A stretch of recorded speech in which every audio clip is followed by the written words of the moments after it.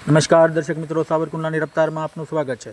અમરેલી જિલ્લાના સાવરકુંડલા શહેરમાંથી એક સમાચાર મળી રહ્યા છે કે જેમાં જીયુડીસી દ્વારા કામ કરવામાં આવે છે તેમાં બેદરકારીનો એક દાખલો સામે આવ્યો છે, જેમાં નાવલી નદીના ચેકડેમનો પાળો તૂટતા સમગ્ર શહેરની અંદર આ જીયુડીસી કંપનીની કામગીરી સામે આક્રોશ ફાટી નીકળ્યો છે।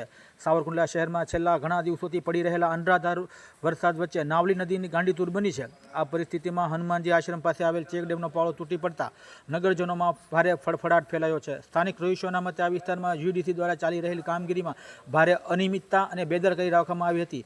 ચેકડેમ જેવા સંવેદનશીલ સ્થળે કરવામાં આવેલા નબળા કામ અને અવિચારી ખોદકામને કારણે આજે પાળો ધરાશી થયો હોવાના આક્ષેપો કરવામાં આવી રહ્યા છે।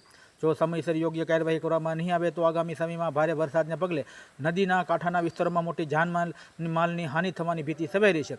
જવાબદાર તંત્ર અને જીયુડીસી સામે તાત્કાલિક તપાસ કરી કડક પગલાં લેવાની માંગણી પણ લોકો કરી રહ્યા છે। ત્યારે સાવરકુંડલા શહેરના અનેક વિસ્તારોની અંદર જીયુડીસી દ્વારા ગટરની પણ કામગીરી કરવામાં આવી રહી છે અને ગટરની કામગીરીની અંદર પ્રાપ્ત વિગત અનુસાર તમામ સ્થળોએ આ ગટરની કામગીરી પણ શંકાના દાયરામાં હોય અને સાવરકુંડલા શહેરની અંદર ગટરના અયોગ્ય કામગીરીને કારણે ગટરોના પાઇપલાઇન અફિટિંગના કારણે પણ ગટરો છલકાઈ ઉઠી છે અને સાવરકુંડલા શહેર બેડ બની ગયું હોવાના દાખલાઓ જોવા મળી રહ્યા છે। ત્યારે હવે વહીવટીતંત્ર અને સાવરકુંડલા ધારાસભ્ય મહેશ કસવાળા આ સમગ્ર પ્રકરણ અંગે પોતાનું મૌન તોડી અને જીયુડીસીના આ બેદરકારી ભર્યા કામો સામે યોગ્ય પગલાં લેવડાવે તે ખૂબ ઇચ્છનીય છે। ત્યારે આગામી દિવસોની અંદર જીયુડીસી દ્વારા કરવામાં આવેલા તમામ કામો સામે ઉચ્ચ કક્ષાએ રજૂઆત કરવામાં આવશે તેવું પણ સૂત્રો પરથી જાણવા મળી રહ્યું છે। હાલમાં તો આ જીયુડીસીની ગંભીર બેદરકારી સામે આવતા સાવરકુંડલાના લોકો એક ગંભીર આક્ષેપો કરી રહ્યા છે। Bureau report, સાવરકુંડલાની રફતાર।